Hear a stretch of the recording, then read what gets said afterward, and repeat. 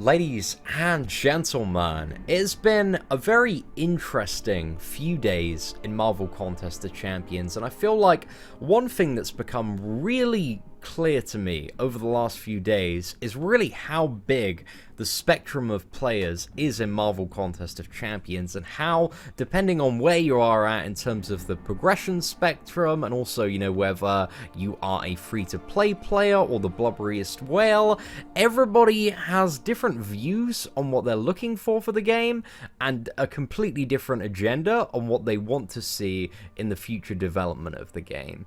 And it's been really, really interesting, because as this whole kind of discussion around Alliance War diversity and boycotting and logout day has evolved, there's just been such a clear separation between the players, and I can understand a lot of different viewpoints.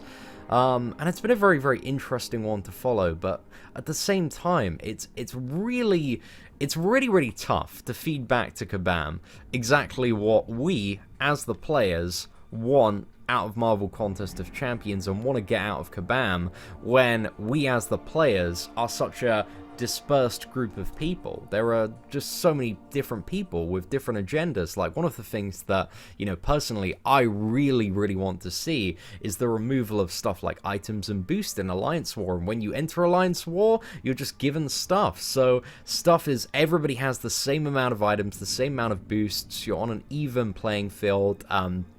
To add a good level of competitive integrity to the endgame Alliance War. But at the very same time, there are players who actually like spending units on Alliance War, and they like that money gives them an advantage because they have access to either a lot of cash or a lot of time to grind arena.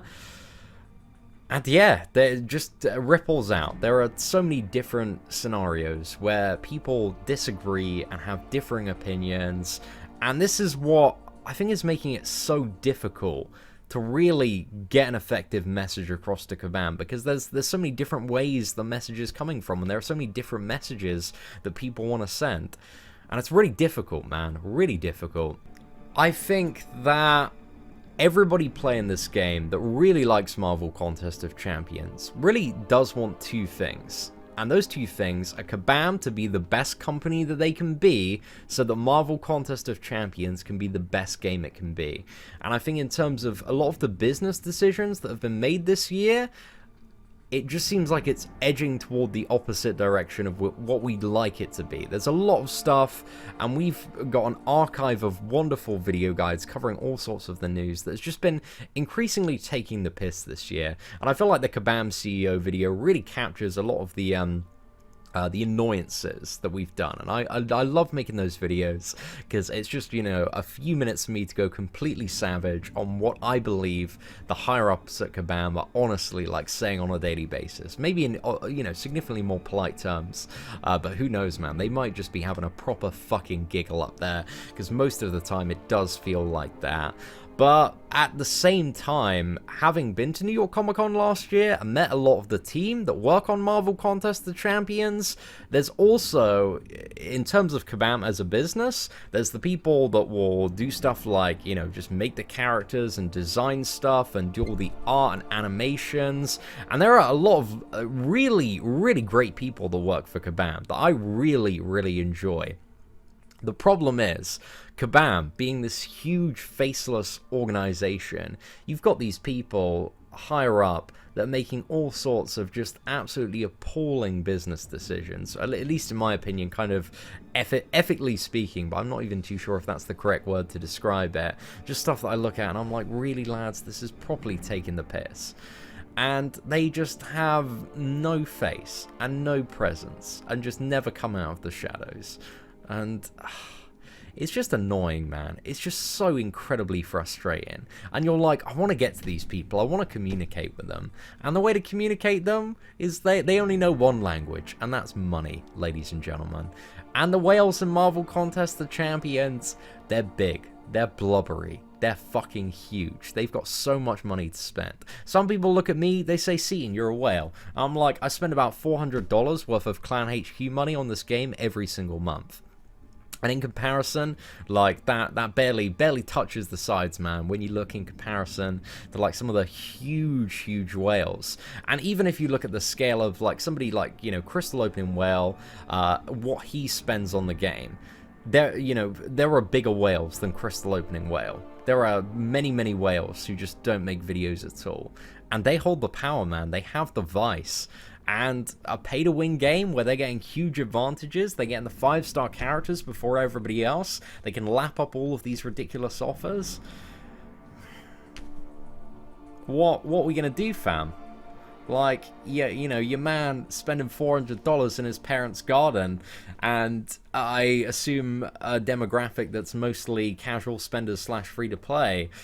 We can rally, we can make noise, we can leave app reviews, and we should be doing that stuff. If we are dissatisfied with the game, we should be leaving constructive feedback. But at the end of the day, it's not slapping, it's not hitting where we want it to hit. And it's frustrating, man. It's so frustrating. So frustrating. Now, before we move on with this video, let's recap the posts from Friday from the Kabam team. So Summoners, yesterday we made an announcement about some upcoming changes to Alliance Wars, and you let us know that you had big concerns with these plans. After discussing these concerns, we've decided to reverse our decision to remove Defender diversity points from Alliance War scoring. We previously committed to you that we would not make large changes too fast and without more communication. The plan change to Defender diversity points violates that commitment. We will continue to make changes with each season of Alliance War in order to keep the mode fresh, competitive, and interesting. However, we know that we need to keep a balance between freshness versus changing the rules and giving you time to react. We got that balance wrong here. We're taking plans to remove Defender diversity off our docket for now, and we will go back to the drawing board on ways to improve Alliance War, as well as ways of communicating with you. We are still going to be applying the announced changes for Alliance War maps, so this means that maps are going to get significantly more difficult in the upper brackets with an additional wave of mini bosses, and the first chance to try out these new maps is arriving on July 5th, where matchmaking for that week starts again. Now, with this announcement, there's stuff that I'm happy about. I'm happy about that Defender diversity is still going to be a relevant thing, and that we're not going to see a complete full Clown Fiesta BS defense just yet, but it might be around the corner with some super fun new champions coming next month. And I'm also happy about the fact that they've realized that, hey, just at the flick of the switch, we can't make changes like this without massive community outrage. We should, if we want to make big changes, take the time to clearly communicate a timeline and give the community a feasible option to adjust and adapt to these changes. So I'm happy about that stuff.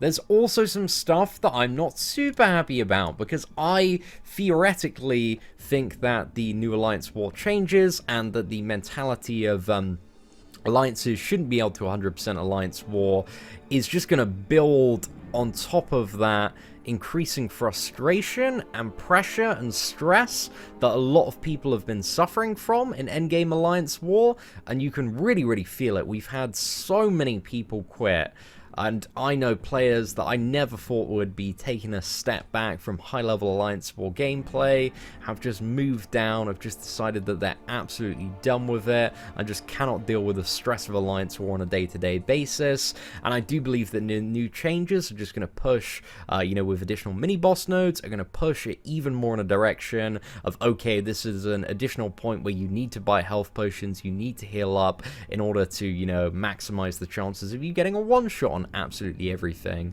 So yeah, Alliance War being very expensive and boost orientated at the moment is just going to make it even more pay to win. But again, this comes back to my initial point that I was talking about in the video. A boycott isn't going to be effective unless everybody is behind the same agenda. And the problem in the Marvel Contest of Champions community that we have at the moment is that there are so many different people behind different agendas, but the real people that control are the big spenders. And I think in the Marvel Contest of Champions community, there needs to be more discussion, more debate. I really want to get on some podcasts, man. I want to sit down with Brian and really talk about this stuff, about getting into the intricate details of what an ideal future would be like in Marvel Contest of Champions. And I feel like we need to sit down and we need to have a clear goal, a clear vision. If we ever want to move towards something, if we ever want a good hope for the game, we need a very clear, unified vision of what we can all agree would be best for the game. And I don't even know if that's possible, ladies and gentlemen, but if we want something to work, and if we want this game to have an effective future, then I feel like that's the only practical way forward, is to unite people with the same agenda and then move forward with that agenda. Because at the moment, it's way too messy. There are, again, 100 different people, groups of people with 100 different agendas for all sorts of stuff. And I feel like it's just causing a lot more arguments than anything at the moment. And it's a very fun one. And it's something we got to work out, man. We got to work out. Or, ultimately, and this is the ultimate other thing, is we just need to accept that this is a fucking pay-to-win clown fiesta of a video game. And Kabam can do whatever they want. They can slap down the most fucking ridiculous, disgusting value offers that, you know, have these fucking crystals, the featured Grandmaster ones, $10 for most likely a 3-star champion, which is fuck all, just burning $10 bills all over and over again. Just a massive whale-milking orgy fiesta where every month the events are getting progressively more and more shit. So yeah, I don't know, ladies and gentlemen. I really do wish. I really wish I was this kid from England in his parents' garden with all of the answers. I knew the plan of action. I knew how to push everybody's buttons and get exactly what I want. But I don't. I'm just trying to put some good ideas forward. I'm just trying to share my perspective and try and make this game the best possible game it can be. So yeah, ladies and gentlemen, I don't really know what to say, but take care and have an absolutely fantastic day.